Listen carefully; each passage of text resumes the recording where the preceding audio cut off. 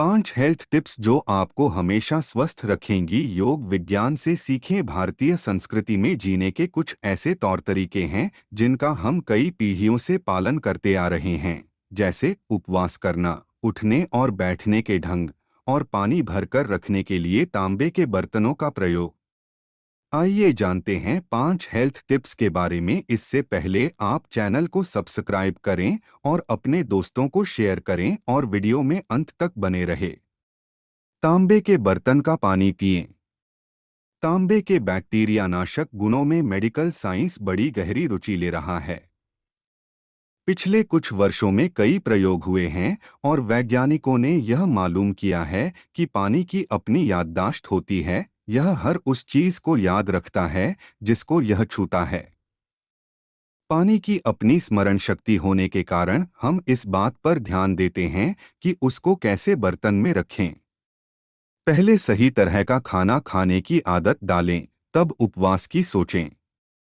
अगर खाने की अपनी इच्छा को आप जबरदस्ती रोकने की कोशिश करेंगे तो यह आपके शरीर को हानि पहुंचाएगा। अगर आप पानी को रात भर या कम से कम 4 घंटे तक तांबे के बर्तन में रखें तो यह तांबे के कुछ गुण अपने में समा लेता है। यह पानी खास तौर पर आपके लीवर के लिए और आम तौर पर आपकी सेहत और शक्ति स्फूर्ति के लिए उत्तम होता है।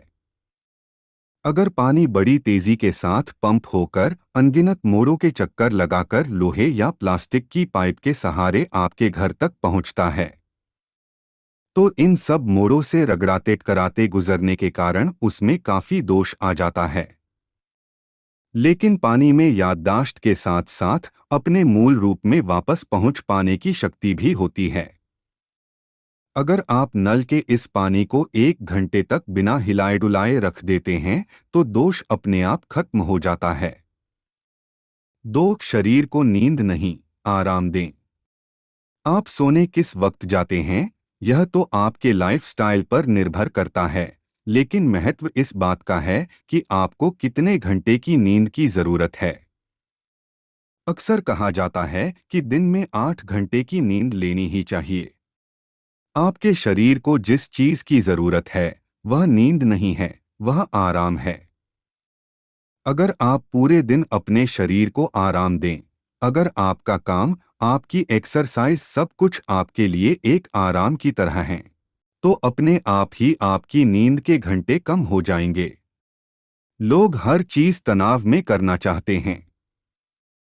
मैंने देखा है कि लोग पार्क में टहलते वक्त भी तनाव में होते हैं। अब इस तरह का व्यायाम तो आपको फायदे की बजाय नुकसान ही करेगा, क्योंकि आप हर चीज को इस तरह से ले रहे हैं जैसे कोई जंग लड़ रहे हों। आप आराम के साथ क्यों नहीं टहलते? चाहे टहलना हो या जॉगिंग, उसे पूरी मस्ती और आराम के साथ क्यों नहीं कर सकते? तो सवाल घूम फिर कर वही आता है कि मेरे शरीर को कितनी नींद की जरूरत है। यह इस बात पर निर्भर है कि आप किस तरह का शारीरिक श्रम करते हैं। आपको न तो भोजन की मात्रा तय करने की जरूरत है और न ही नींद के घंटे। मुझे इतनी कैलोरी ही लेनी है, मुझे इतने घंटे की नींद ही लेनी है। जीवन जीने के लिए ये सब बेकार की बातें हैं। आज आप जो शारीरिक श्रम कर रहे हैं उसका स्तर कम है तो आप कम खाएं। कल अगर आपको ज्यादा काम करना है तो आप ज्यादा खाएं। नींद के साथ भी ऐसा ही है। जिस वक्त आपके शरीर को पूरा आराम मिल जाएगा, यह उठ जाएगा, चाहे सुबह के 3 बजे हो या 8। आपका शरीर अलार्म की घंटी बजने पर नहीं उठना चाहिए। एक बार अगर शरीर आराम कर ले तो उसे खुद ही जग जाना चाहिए। 2 हफ्ते में एक बार उपवास करें। आप शरीर के प्राकृतिक चक्र से जुड़ा मंडल नाम की एक चीज होती है। मंडल का मतलब है कि हर 40 से 48 दिनों में शरीर एक खास चक्र से गुजरता है। हर चक्र में 3 दिन ऐसे होते हैं जिनमें आपके शरीर को भोजन की आवश्यकता नहीं होती। अगर आप अपने शरीर को लेकर सजग हो जाएंगे तो आपको खुद भी इस बात का एहसास हो जाएगा कि इन दिनों में शरीर को भोजन की जरूरत नहीं होती। इनमें से किसी भी एक दिन आप बिना भोजन के आराम से रह सकते हैं। 11 से 14 दिनों में एक दिन ऐसा भी आता है जब आपका कुछ भी खाने का मन नहीं करेगा। उस दिन आपको नहीं खाना चाहिए। आपको यह जानकर हैरानी होगी कि कुत्ते और बिल्लियों के अंदर भी इतनी सजगता होती है। कभी गौर से देखें, किसी खास दिन वे कुछ भी नहीं खाते। दरअसल अपने सिस्टम के प्रति वे पूरी तरह सजग होते हैं। जिस दिन सिस्टम कहता है कि आज खाना नहीं चाहिए, वह दिन उनके लिए शरीर की सफाई का दिन बन जाता है और उस दिन वे कुछ भी नहीं खाते। अब आपके भीतर तो इतनी जागरूकता नहीं कि आप उन खास दिनों को पहचान सकें। फिर क्या किया जाए? बस इस समस्या के समाधान के लिए अपने यहाँ एकादशी का दिन तय कर दिया गया। हिंदी महीनों के हिसाब से देखें तो हर 14 दिनों में एक बार एकादशी आती है। इसका मतलब हुआ कि हर 14 दिनों में आप एक दिन बिना खाए रह सकते हैं।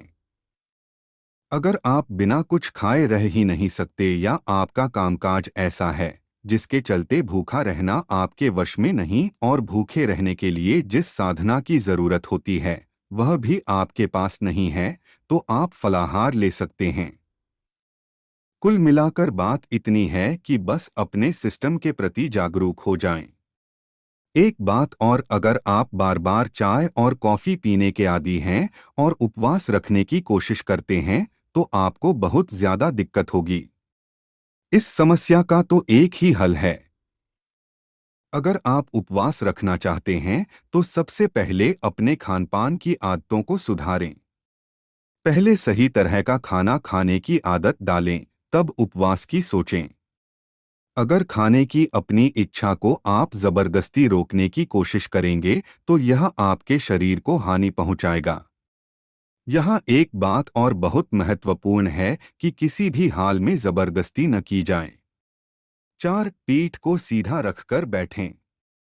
शरीर के भीतरी अंगों के आराम में होने का खास महत्व है। इसके कई पहलू हैं। फिलहाल हम इसके सिर्फ एक पहलू पर विचार कर रहे हैं।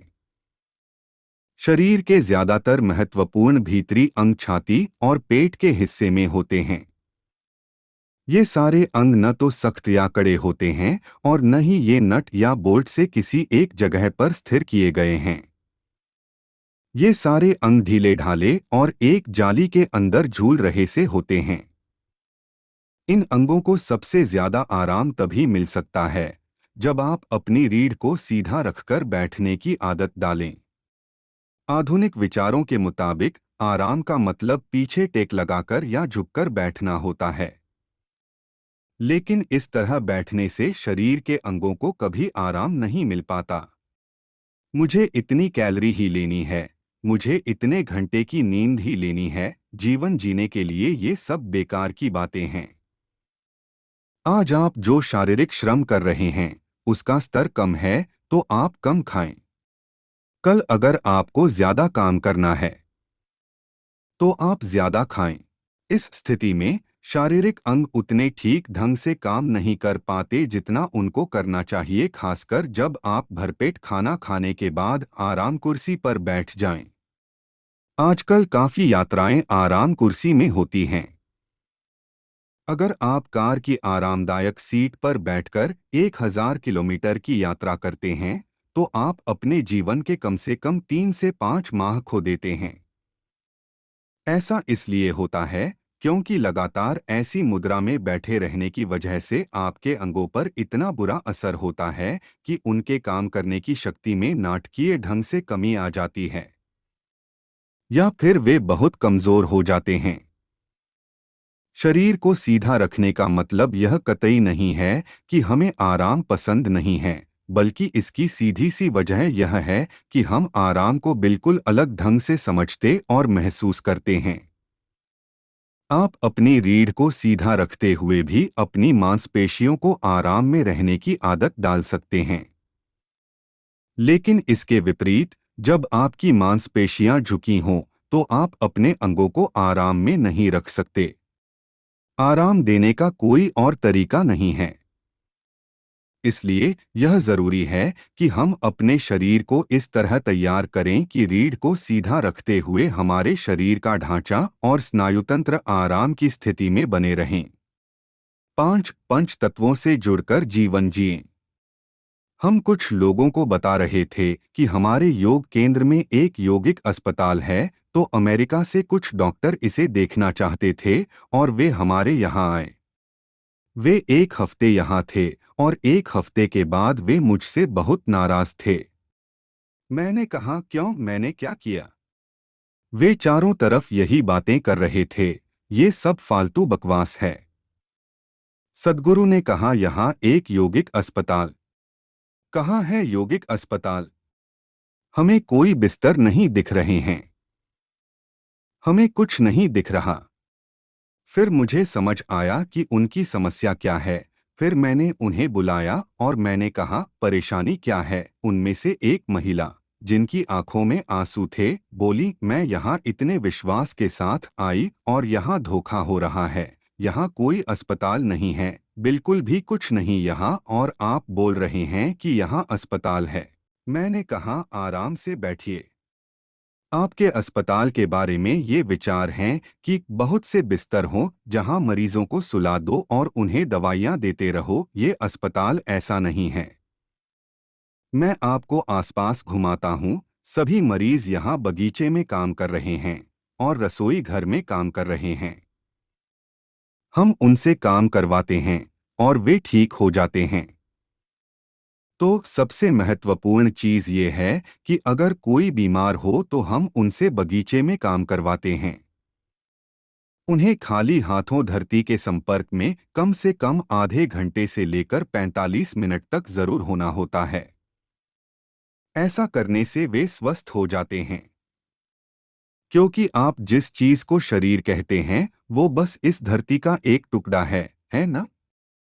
हाँ या ना? वे सभी अनगिनत लोग जो इस धरती पर चले, वे सब कहाँ गए? सब धरती की ऊपरी सतह पर हैं, है ना?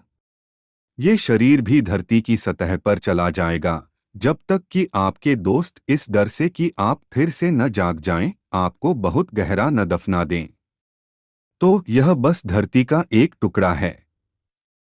तो यह अपने सर्वोत्तम रूप में तब रहेगा जब आप धरती से थोड़ा संपर्क बनाकर रखें। फिलहाल आप हर वक्त सूट और बूट पहनकर 50वें फ्लोर पर चलते रहते हैं और कभी भी धरती के संपर्क में नहीं आते। ऐसे में आपका शारीरिक और मानसिक रूप से बीमार होना स्वाभाविक है। फिर मैंने उन्हें दिखाया, देखो, इस व्यक्ति को दिल का रोग है, उस व्यक्ति को वो बीमारी है। मैंने सभी मरीजों से उनका परिचय कराया और फिर मरीज अपनी बातें बताने लगे। 3 हफ्ते पहले हम ऐसे थे और अब हमें बहुत अच्छा लग रहा है। हम अपनी बीमारी ही भूल गए हैं और अब सभी मेडिकल मापदंड भी कह रहे हैं कि वे ठीक हैं। अमेरिकी डॉक्टर को यह विश्वास दिलाने में कि ये लोग सच में मरीज हैं, हमें बहुत मेहनत करनी पड़ी। हम उन्हें अच्छे काम में भी लगा रहे हैं। तो दोस्तों, यह वीडियो आपको कैसी लगी? अगर अच्छी लगी हो तो वीडियो को अपने दोस्तों और रिश्तेदारों के पास शेयर करें और चैनल को सब्सक्राइब करें।